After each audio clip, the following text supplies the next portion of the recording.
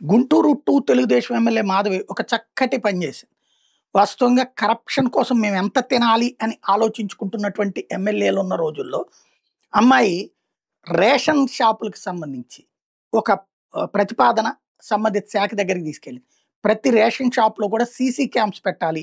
అది మానిటరింగ్ ఉండాలి అన్నది. ఇప్పుడు రేషన్‌ది ఆ మధ్యన సీజ్ ద షిప్పులు పోయినాయి. రోజు ఒక ట్రక్కులు కొద్దీ బియ్యం అమ్ముకుంటున్నారు. కృష్ణపట్నం పోర్ట్ నుంచి వెళ్తుందా, కాకినాడ పోర్ట్ నుంచి వెళ్తుందా, ఎళ్ళే బియ్యం వెళ్ళిపోతానే ఉంది. కేవలం నాటకాల కోసం అప్పుడప్పుడు పట్టుకునేది తప్పించి, లేదా వాళ్ళల్లో వాళ్ళు గొడవలు పడితే పట్టించేది తప్పించి ఏమీ లేదు.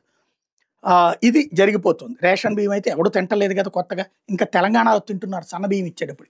ఇక్కడ మనం తినే బియ్యం ఇచ్చి, సన్న బియ్యం ఇచ్చి ప్రజల్ని ఏం బాగు చేయాలనుకోవట్లేదు ప్రభుత్వం. ఆ రేషన్ కుంభకోణం అలా జరుగుతుంటే మన నాయకులు బతుకుతారనుకుంటున్నారు.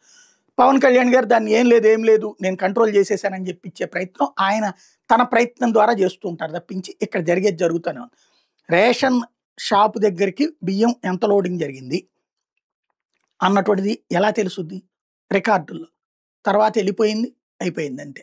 ఎవరు రేషన్ తీసుకోవట్లేదు అది.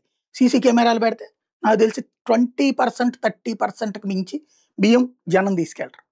అప్పుడైనా వాళ్ళ దగ్గర ఇంటికెళ్ళి కొనుక్కుంటారు. బట్ రేషన్ షాప్‌లోనే సంతకం వేలు ముద్రేసేసి కేజీకి రూ. 10 చొప్పున డబ్బులు తీసేసుకొని వెళ్ళిపోతున్నారు. లేకపోతే దానికి బదులుగా బియ్యమో, పప్పులో, ఉప్పులో తీసుకెళ్తున్నారు. కాబట్టి ఇప్పుడు ఏం చేస్తారు? నిజంగా ఆమె అడిగిన డిమాండ్ అయితే చాలా అద్భుతమైనటువంటి డిమాండ్. నిజంగా అది చేసే ధైర్యం ఉందా ప్రభుత్వానికి చూడాలి.